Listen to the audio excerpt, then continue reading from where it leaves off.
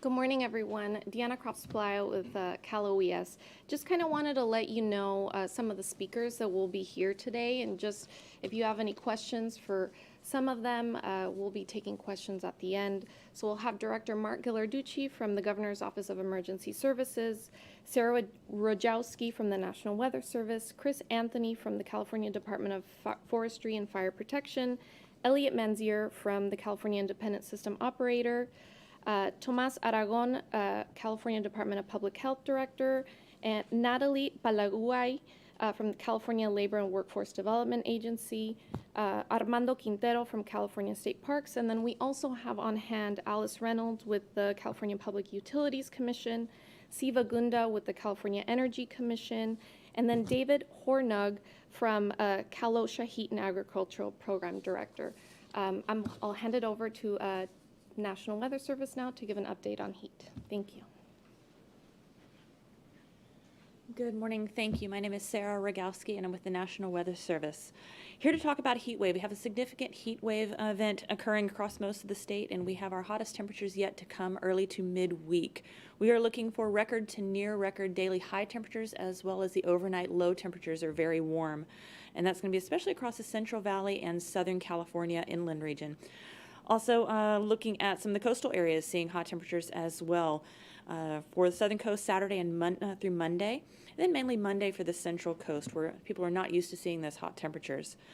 Otherwise, we're looking at temperatures in the 80s and 90s along the coast, and 100 to 115 for a lot of our inland and central parts of California, and that's going to be through Wednesday. These temperatures are warm. They are looking at temperatures 10 to 25 degrees above normal for this time of year. And with those warm temperatures continuing at night, we're not getting that overnight relief. So the time you'd normally see the cooler temperatures and get a break from the heat, we're not getting it with those temperatures remaining in the 70s and 80s and even some 90s across Southern California for the foothills. All of that is combining to bring areas of high to very high heat risk. And when we get that very high heat risk day after day, it's affecting the entire population as we continue through the event. There is some relief in sight with the temperatures, looking at cooler temperatures reaching the northern parts of the state by Thursday, moving further south through Thursday and Friday, late Thursday and Friday, and looking at a cooler weekend. However, temperatures are remaining above normal, and that's expected to continue through the middle parts of the month. With the heat, we also have fire weather concerns. While we don't have widespread wind, we still have hot and dry conditions, and that's leading to even normal winds that are gusty in some of the mountains and foothill regions, causing some additional fire weather concerns. So we do have a red flag warning across parts of the Modoc Plateau for today and possibly on Sunday as well. Looking further south, a lot of people are going to try to escape to the beaches to get some relief, finding the cooler temperatures. However, there is a tropical storm off western Baja. It's not expected to come north, but what it is going to do is cause some increased rip current threat and some higher surf across the Southern California beaches. There'll be extra hazards further south. Thank you very much for your time. I want to hand it over to Director Ghilarducci. Thank you. Thanks, Sarah. Good morning. Mark Ghilarducci with Cal OES. I'll start off today with just touching on a few points related to the fire threat and the response that we're doing up in Siskiyou County at the mill and mountain fires. First of all, we're extremely appreciative of all the fire and law enforcement, mutual aid responders, and the conditions they're working in are pretty extreme, so we thank them for all of their efforts and appreciate them. Yesterday, the governor did proclaim a state of emergency for Siskiyou County in support of the response and recovery. That is state of emergency will help with resources and being able to provide all the necessary actions to make sure the state is in full response mode in support of the folks up in Siskiyou County. And we know that the fire in the town of Weed has caused civilian injuries and power outages, has impacted critical infrastructure, destroyed homes, and of course have had results of the thousands of folks evacuated. They remain evacuated today. We're getting a clearer picture this morning in the situation both there in Weed as well as in Lake Shastina and on the mountain fire. And shortly, Chief Anthony from CAL FIRE will provide a more significant update on the firefighting operations there. In addition, related to that fire, the governor was able to secure a fire management assistance grant from FEMA yesterday afternoon. That's that's a grant that will help to provide vital resources to help suppress the fire. So we appreciate FEMA's rapid turnaround on that grant request and the governor moving rapidly on that. We have also pre-positioned humanitarian support supplies, including cots and comfort kits and waters and meals up into the area to support wildfire survivors and Siskiyou County as necessary. And given the evolving extreme heat and the fire weather, we've also pre-positioned fire strike teams actually across 18 counties now throughout the state to rapidly respond to fires as necessary. Let's see what are my notes here. Sorry about that. On the weather, Cal OES has continued to monitor and coordinate the significant efforts to ensure Californians have information and resources they need during the extreme heat event that will continue on now, as we heard, through Tuesday or possibly Wednesday. The folks behind me will give you more specific information on what each agency is doing in response. Obviously, behind me, the State Operations Center is fully activated and 24/7 to be able to not only respond to the heat event, but in support of all the counties, but also provide that information and respond to these fires that are occurring. We know that this heat will also be a period of time where we could, in the next window of several days, be getting a number of new fire starts. And so we want to be as prepared as we possibly can, ergo the pre-positioned assets that we've put in place in support of not just local government, but initial attack in support of CAL FIRE operations. Our teams are also working closely with local, state, and federal agencies, including utilities and energy providers and private sector non-governmental groups to ensure that all needs are met. And those needs include areas where Californians can beat the heat, for example, cooling centers. We are closely tracking the opening of cooling centers in each of the counties, and you can actually go to the caloes.ca.gov website and look at all the existing cooling centers that are in place throughout the state. We do encourage you to also check with your local authorities to make sure that those cooling centers are open, the timing, so that you don't, you have the specifics on when they're open and closed, et cetera. They're all at the local level. And keep in mind that there's official specific cooling centers, but also things like shopping malls and shopping centers and supermarkets and things, if you need to get out of the heat, can serve as a area of refuge and cooling center. So we recommend that you are proactive on that. We've also engaged with our access and functional needs coordinators from throughout all 58 counties in the state to work closely with the Department of Social Services to stand up emergency shelters and wraparound services for individuals who have access and functional needs or have some special requirements for assistance to be able to address the heat in the event that they're having, if there's a power outage, we have people who have air conditioning problems or individuals that may need to get to cooling centers. Lastly, we have emergency power capabilities on standby to speak to that. In the event that there is power outages, we have strategically placed emergency power capabilities throughout the state, and we also have our public safety communications team on standby to support any immediate repairs over the weekend to radio or cellular systems. We've been in contact with our cellular providers, our internet providers, to make sure that they have reliability in their systems. So as we enter into the holiday weekend, please plan ahead, stay cool. Dr. Ottergron is here from CDPH, who will get into the specifics regarding some of the critical health hazards, and we'll learn more about what we're doing with parks and some of the other areas as Californians want to get out and recreate over the weekend. I will close in saying that, this heat period is a time when fires can start very easily, and we want people to be as safe as we possibly can be while we're out there. We understand that sitting in your home when it's super hot may be not the best, and you want to get out to the hills or to the coast. But it's important just to be very, very vigilant and be safe in doing so. So with that, I'm going to turn it over to Chief Chris Anthony from CAL FIRE is going to give us a fire update. Thank you. Good morning. Thank you so much, Director Ghilarducci, and thank you so much for having us here today. So first, I'd like to thank all of you for being here on this holiday weekend. My name is Chris Anthony. I work as the Chief Deputy Director for CAL FIRE.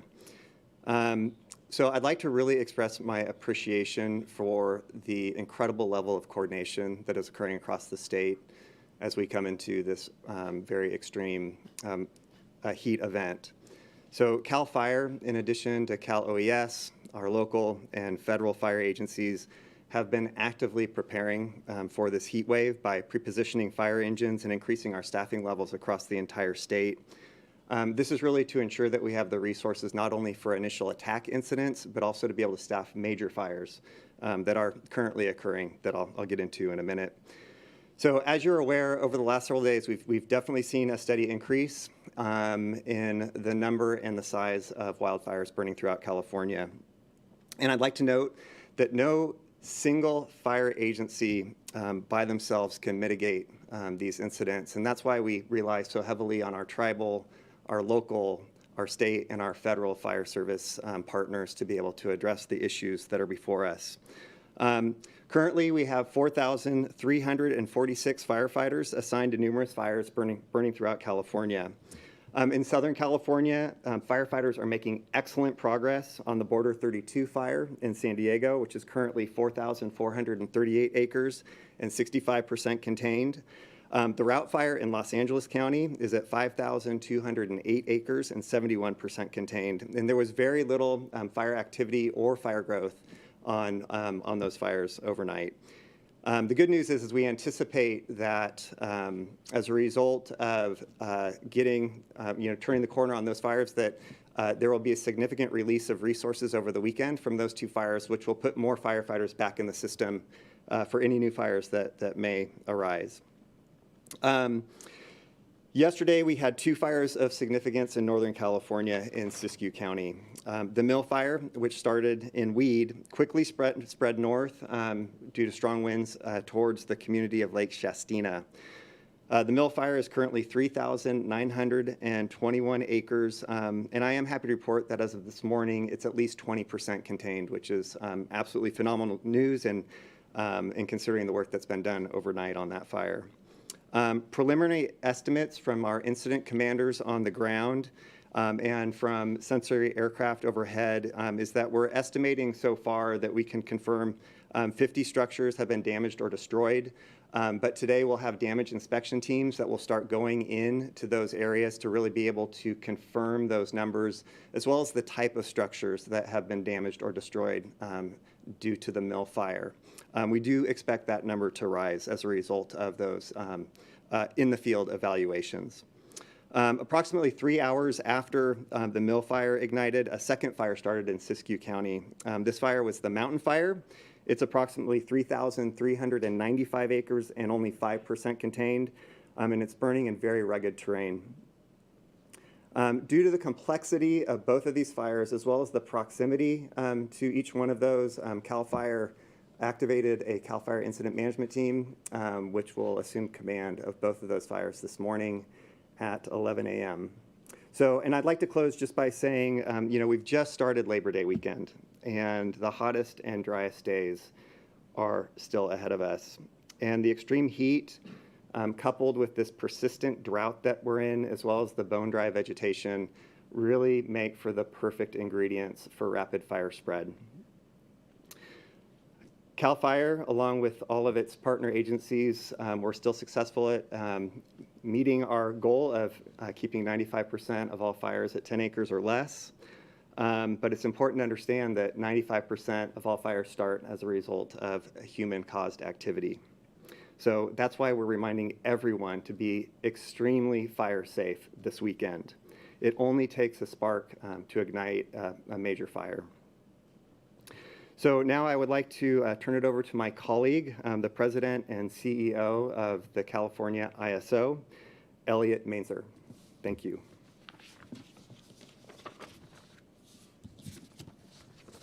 Thank you, Chris.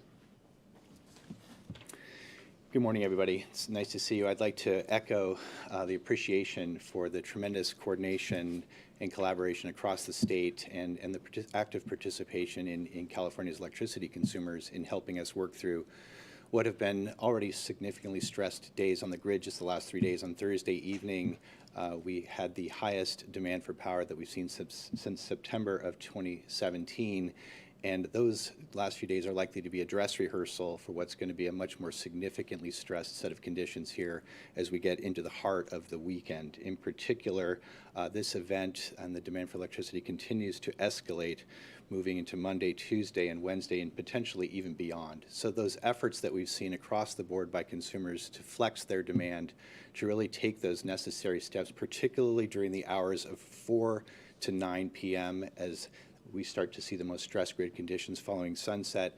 That is a very critical period. And so setting those thermostats to 78 degrees or higher, flexing the use of major appliances out of those time periods into other times of the day, and keeping unnecessary lights on makes a real difference. And we really appreciate the efforts of consumers so far, and we're going to be asking for more. And it's going to be a sustained effort.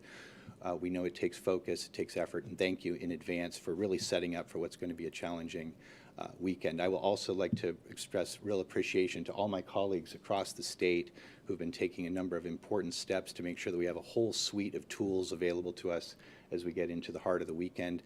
Thank you to Governor Newsom, who responded to our request for an emergency proclamation that will also make some additional capability available. And finally, I would just mention that we will be keeping a close eye on these fire conditions. They do have the potential to impact the bulk electrical system, and we're going to be doing everything we can to make sure that the generation fleet in California is as strong as possible. So very, very intense period, lots of focus, but really quite confident that with this level of communication coordination, we can make it through these challenging conditions together, and thanks again. With that, I'm going to turn the microphone over to Tomas Aragon, the Director of the California Department of Public Health. Thank you very much. Thank you. Good morning, everyone. I hope everyone's doing okay this morning. I'm going to start off just with a really brief story. In 2017, I was leaving a meeting in San Francisco General Hospital about 4 p.m. It was Labor Day weekend. We were forecast to have temperatures in the 90s. I walked out, got into my car. I walked into this wall of heat, turned on my car, and the temperature was 106. So I learned to have a tremendous amount deep respect of what heat waves can do, especially in parts of California that are not acclimated, where the buildings and the bodies are not prepared and acclimated for the level of heat wave that you may be experiencing in the next few days. Key messages that we need to get out to everybody is stay cool, stay hydrated, stay connected, and stay informed. It's important to realize that it's not just temperature, it's also the radiation from the sun. It's the humidity depending on where you are, and it's also wind. So all of this comes together to have some unpredictability. An important thing about heat waves is that the ideal situation is that you get acclimated to the heat, which takes a few weeks. We don't have a few weeks to get acclimated. So no one is really acclimated right now, okay? Unless you happen to be lucky enough to be in a place or time of day where it's a temperature that you're accustomed to. So I think people really, really have to just be cautious and really be mindful and think ahead. It's really hard because it's Labor Day weekend. We've committed to do this hike. We've committed to do these things, and we want people, if you're going to do them safely. So under stay cool, things were already mentioned about seeking out cool temperatures. Sometimes people like to use fans. Fans are okay, but once the temperature goes into the 90s or higher, all you're doing is blowing around hot air. Doesn't help. So fans are not sufficient. I also want to mention the other difference between when we think about heat stroke. Heat stroke is when our temperature gets so high in our body and we're unable to regulate temperature that it has a total body effect, multi-organ system failure, and it shows up primarily as neurological symptoms. There are two types of heat stroke. One type is what's called classic heat stroke, and that's the elderly person, maybe sitting, maybe homebound, maybe living alone, over several hours and days, being exposed to a high temperature. Maybe they're on medication, but physiologically they're not able to adapt. The other type is exertional heat stroke. That can be a healthy person that within 60 minutes can get into trouble if they're exerting and they're producing more heat than they're able to cool down their body. And that's part of the challenge, is that you have people who are otherwise perfectly healthy can get themselves into trouble. So we want people to really be aware of that. We want you to remember about the most vulnerable, the very young, the very old, infants, children, elderly. Please be careful about leaving people in cars. Stay hydrated. Avoid alcohol, caffeinated drinks, and sodas. If you're going to do sports drinks, are okay because they help replace your electrolytes. And please take care of your pets. Stay connected. Check in on your loved ones, and have a buddy system. If you're going to go out and you're going to do that hike, make sure somebody comes with you, because if you do get yourself into trouble, it can impact your judgment, and if you don't have somebody with you, you won't have that help. I've already mentioned about staying informed. The other question we get is about sports. So the CDC and the NCAA has some good resources online that people can access. The California Interscholastic Federation also has good information for youth sports. AB 2800 in 2018 requires all high school coaches to be certified every 2 years on how to prevent health illness. This is available online. There's a free training online that's about an hour. In general, if you feel faint or weak, stop all activity. Have a really low threshold for seeking out help, getting help, and seeking a cool place. And the last thing I want to mention is the California Department of Public Health is monitoring all health facilities across California. We're working closely with our local health departments. We're monitoring our EMS system through the Health and Human Services. Oftentimes, the number of calls that go up are not necessarily heat related. Oftentimes, they're people who they have a chronic medical condition that just tips over into being exacerbated because of the heat. So they may be showing up with other symptoms. So EMS calls in general go up, not necessarily related to heat-related illness. And so that's all I'm going to cover for right now. I'm going to turn it over to Secretary Natalie Palugiai, who's our Labor Secretary, and who's going to tell us about occupational setting. Thank you. Thank you very much, Dr. Aragon. Hello, everyone. My name is Natalie Palugiai, and I serve as the Labor Secretary for the state of California. Thank you for talking about exertion and also vulnerability. At the labor agency, we're mostly concerned with our outdoor workers and our vulnerable workers in sectors such as agriculture and construction who are exerting themselves in extreme levels of heat. CalOSHA, of course, is the division within the labor agency that is charged with health and safety enforcement and oversees the state's heat illness prevention program. I'm going to spend a few moments today here reinforcing what key actions all employers should be taking with regard to outdoor workers with relation to heat illness, because we know that the most important step we can take is prevention in order to help all of our workers. So a couple of things as reminders. Employers must provide clean, cool, and free water to their workers. We're talking about 1 quart, at minimum, 1 quart of water every hour, and encouraging workers to drink that water. Employers must encourage rest periods throughout the day above and beyond the normally scheduled rest periods. Workers have the right to these rest breaks whenever they feel that they need them, and especially during high heat events. They should not wait until they feel sick to cool down and take a break. Third, employers have to provide shade at the work site for outdoor workers anytime the temperature goes beyond 80 degrees. So we are going way past 80 degrees over the weekend and throughout the next week. And that shade also should not exceed 80 degrees. So that area of shade should not exceed 80 degrees. Workers have the right to request and be provided shade to cool off at any time. Again, please, employers, all of our sectors out there, be aware of the signs and be ready to put in place your emergency procedures if you notice any sort of behaviors that indicate heat illness. They include vomiting, loss of consciousness, and most importantly, and sometimes the most subtle, altered mental state. In certain industries, we also are really concerned about excessive heat, and employers over the weekend and over the course of next week and throughout this heat wave need to also be following a couple of additional steps. ensuring that their workers are observed regularly for signs of heat illness, so active observation of workers during this time period, and establishing effective communication methods so that those workers know who to reach out to when they do not feel well.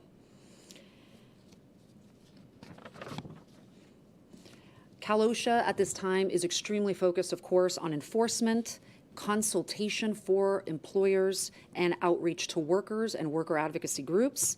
They're out in full force. They're conducting targeted inspections to ensure that employers are complying with the law, with a focus on, of course, construction, agriculture, tree trimming, landscaping, car wash, and also warehouse industries where the heat does come indoors at very extreme levels.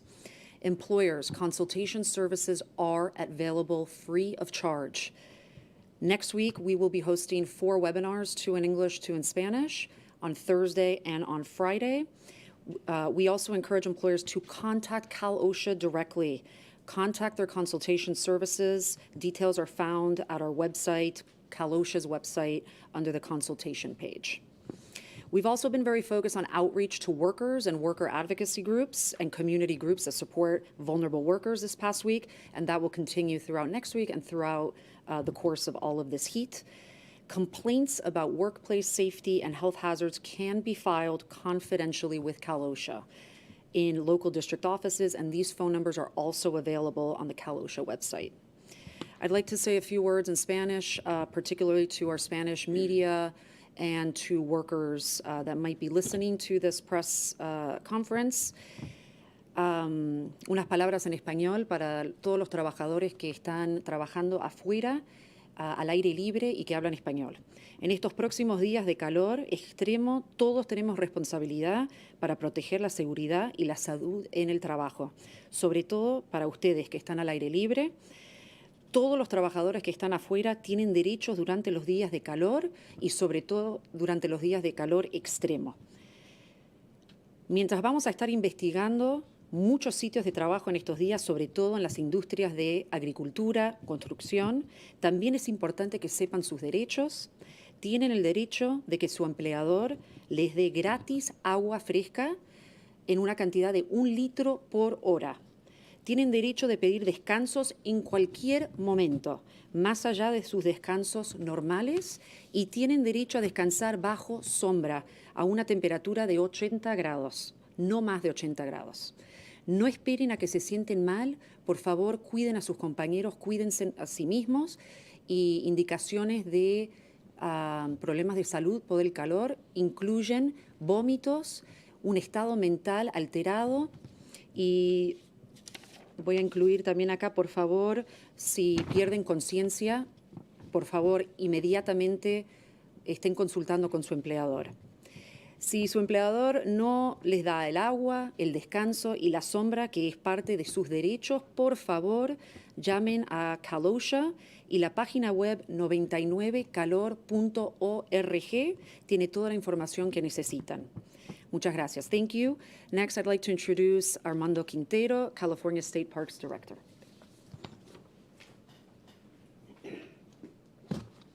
Thank you, Secretary. My name is Armando Quintero, and I'm the Director of the California State Park System.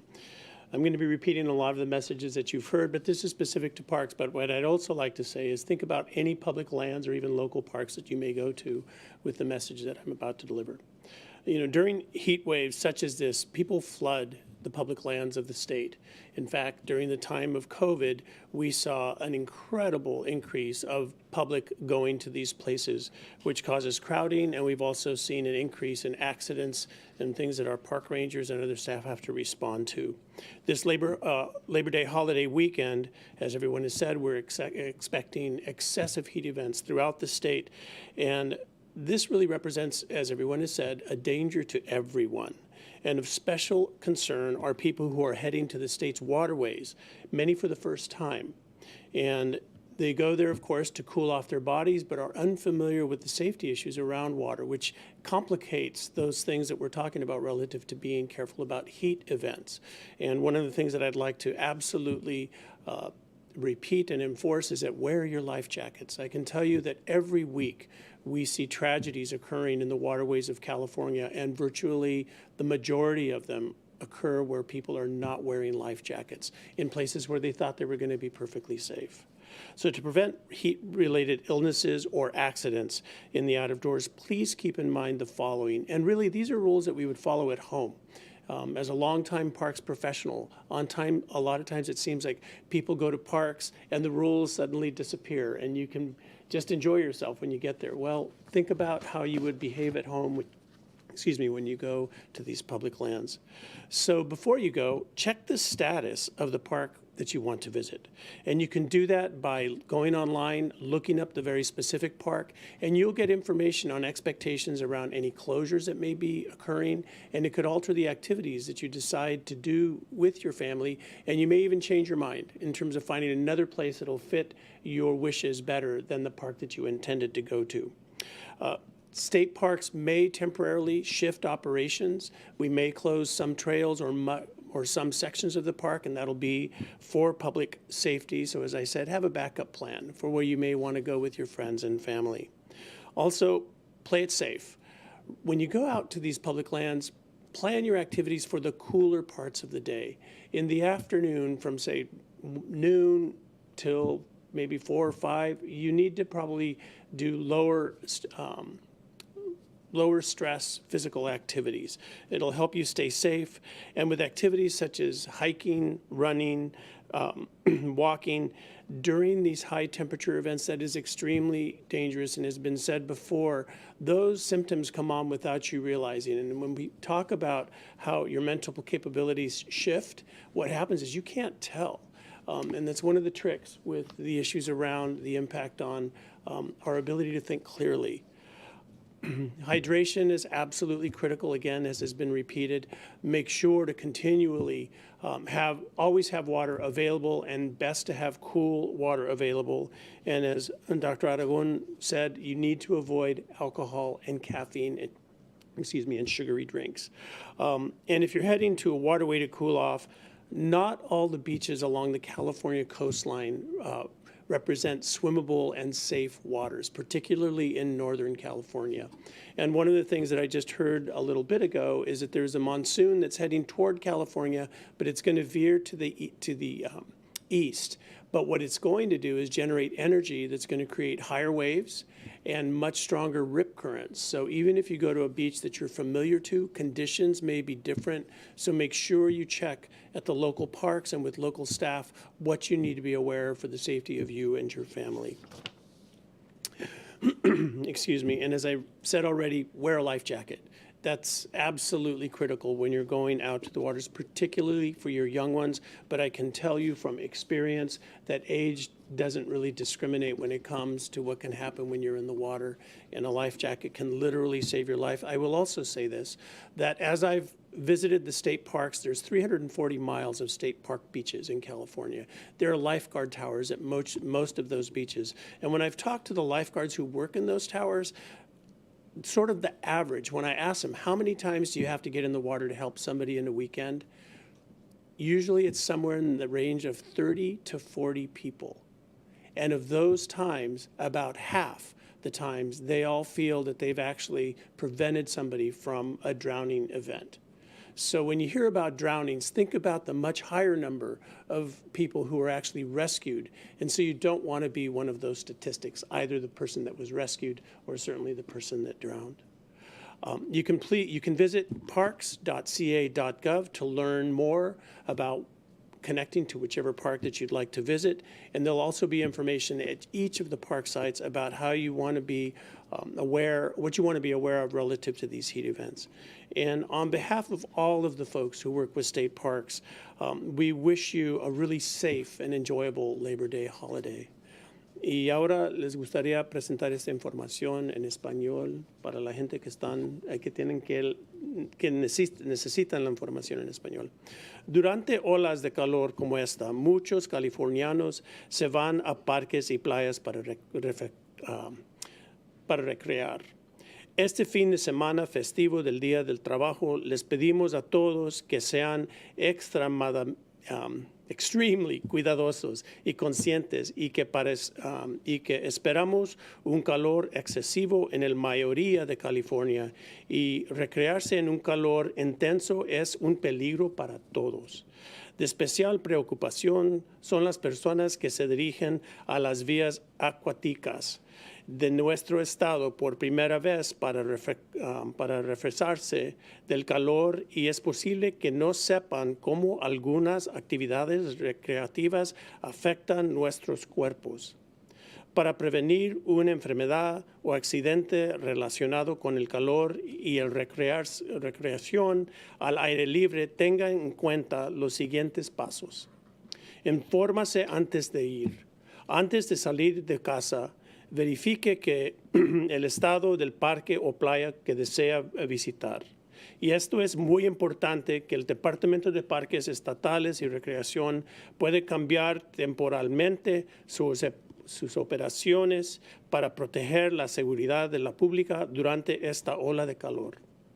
Juegue seguro. Planifique actividades durante las horas más frescas del día. Manténgase a la sombra, especialmente durante las horas pico del sol. Actividades como correr, caminar o ejercicio durante las altas temperaturas pueden ser extremendo en el peligro, incluyendo la muerte. Bebe mucha agua. Evite los líquidos alcohólicos y con cafeína y que pueden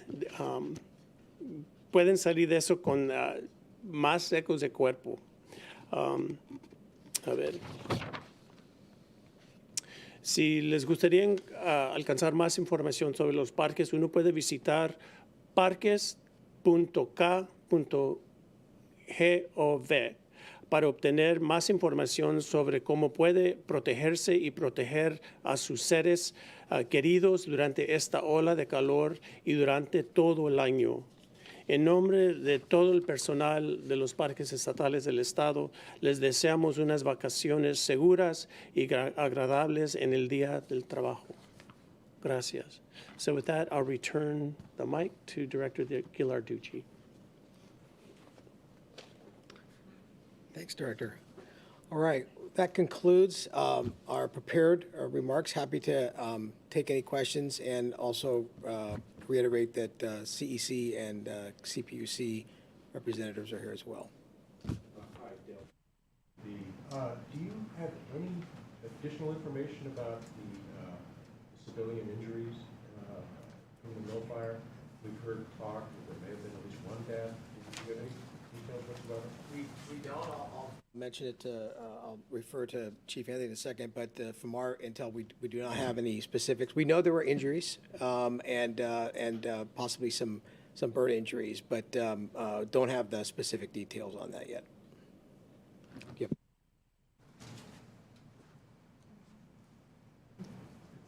Hi. At least the past 6 big fires that I've been out on, just wondering, you know, the drought has always played a factor as far as the dry brush and the winds, but the heat really hasn't played a big factor. So how are you guys ensuring that the front line, the firefighters, what are they doing differently so that they could continue to protect lives and properties, to protect us?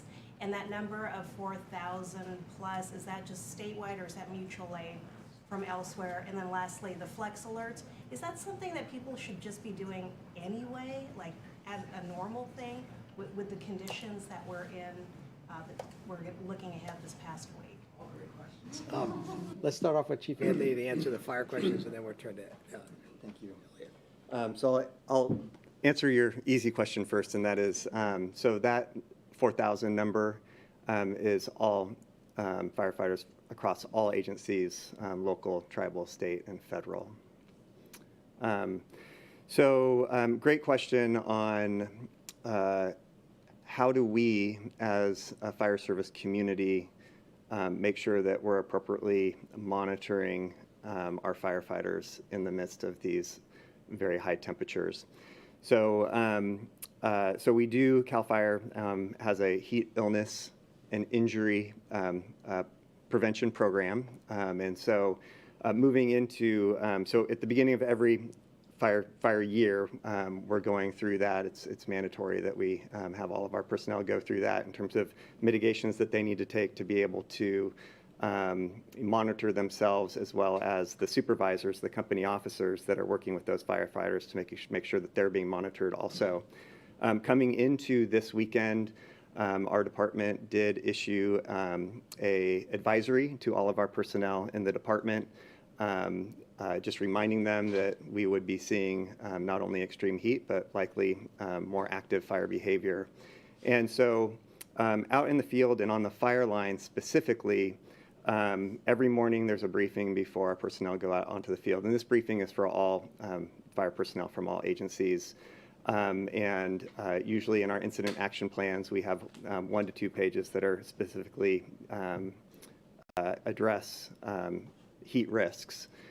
There are things that we can do out on the fire line, such as moderating our activity levels, monitoring each other in terms of our conditions, and making sure that when someone is beginning to feel exhaustion due to the heat, that they take a break. We can move our fire personnel out of the emergency area so that they can remove their personal protective equipment, get cooled off with water. We have plenty of water out on the line, as well as on all the engines as well. And we know coming into these kinds of extreme heat events that that's absolutely something we have to monitor. So far we have been, I would say cautiously, we've been fairly successful at doing that, but we still have, the hottest days ahead of us. So that is something that we watch very, very closely, because we don't want to have any heat illness injuries as a result of the work that we know that they need to do on these fires, but at the same time making sure that we have those mitigation measures in place so that people are getting the rest that they need, and also the water that they need as well. And how heat does factor into higher fire potential. Absolutely. So we had, so as we came into this, this heat event up in Northern California, there's a metric called a burning index. And the burning index in the Northern California area was at its record level yesterday. And with heat, obviously we're going to see any fuel moisture that was in those dead fuels, as well as what's in the live fuels. We're going to see that fuel moisture decline. We're also not going to see our relative humidities recover as rapidly, especially during the night, which is going to result in much more extreme fire behavior during the evenings and throughout the night, which we're all ready for and prepared for as well. And so it's really just comes down to the curing of those fuels. So right now, our main concern are fires that are primarily spread as a result of slope and terrain. We don't have as many concerns today with the winds, although yesterday, as many of you saw, especially with the mill and the mountain fire, there was very strong winds that were pushing those fires to the north. It's our understanding that those will subside somewhat today, which will provide a little bit of relief on the wind side of the equation.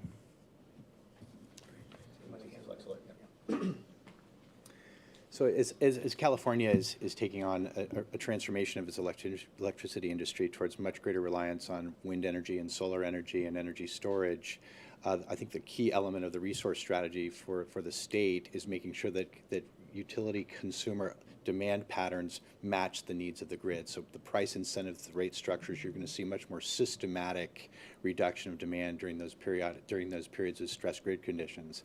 But when we're in a situation like this, where we're right up against the margin of the system capability, and you have the kind of threats to reliability from fires and generation plants coming offline, that consumer flexible demand, that response can be the difference between the lights staying on or not. So it's just a critical piece right now, and why we're so appreciative and hopeful that we'll see much more of it across the course of the weekend. Thanks. Yeah.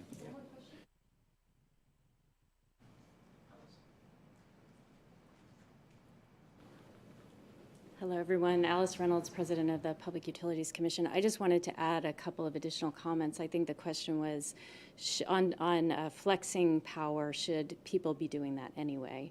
And part of the thing to keep in mind is that at normal times, we do have, most people through their utilities have time of use rates that encourage the use of power during the day and discourage the use of power during that peak time and the net peak time between 4 and 9. So it's a good idea to kind of, use power in different ways throughout the day during normal times. I think what you heard from Mr. Mainzer is that it's particularly important to stay away from power use during that 4 to 9 period during this heat event, especially as temperatures rise come Sunday, Monday, Tuesday, maybe even Wednesday. And during this time period, during an emergency event, the utilities have special programs available so that consumers can actually be compensated for reducing their power. They're free, you can sign up, you're not penalized for not participating, but if you are able to keep your power use away from the 4 to 9 period, so if you are able to achieve a reduction, you'll get compensated. So these programs can be accessed through flexalert.org. You just search for your utility, and anyone can sign up for compensation during this particular heat event. So just wanted to add that. Thank you very much. Yeah, so this weekend is obviously uniquely concerning. We can feel a lot mounting at the moment, and it would be nice if the group could address the element and risk of humid air, because a lot of the times we are the creators of large catastrophic wildfires, and then we have large gusts in the Sierra, and that was just devastated by Caldor last year. So can we kind of address the public as to what they can be doing to ensure that they are not the creator of the next large fire? Yes, no pressure. So, great question. It's hard not to reflect on where we were last year compared to this year, and I will answer your question. Last year at this time, there was we had 2.3 million acres that had burned throughout the state. At this point, in 2022, we've had 232,000 acres that have burned in California.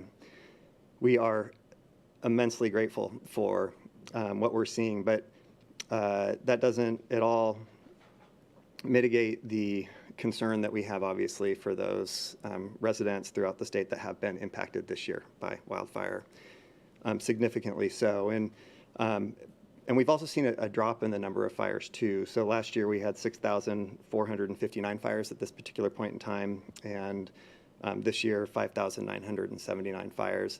I would like to think that that the people of California are more aware of the risk of wildfire in the state. I think it's at a much prominent level than it ever has been before, and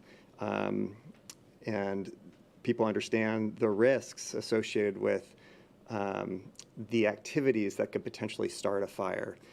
We've also seen a lot more proactive response in terms of, for instance, the Forest Service on federal lands, National Forest System lands, not allowing campfires except outside of improved campgrounds, things along those lines. CAL FIRE, as well as many fire service agencies throughout the state, do a lot of prevention messaging associated with campfires, making sure that we have bans on residential debris burning during the right times of the year, that people are aware that it's simply just a chain dragging behind a trailer can easily start a fire. Certainly, barbecuing through the weekend and making sure that as people do have barbecues, that they're having those barbecues in a safe location. And so we've put together quite a bit of messaging this weekend specific to this. Certainly, we don't want people using equipment or trying to mow their dry grass to do defensible space work around their house in conditions like this. Everything's just so much more receptive to ignition as a result of the heat and the dry conditions. So we really feel like the prevention messaging is absolutely critical, and we know on a weekend like this, when there's a lot of people that are enjoying the outdoors, that risk does increase. Just as well as, the people that are, driving up and down the state and going to, all the amazing places in California.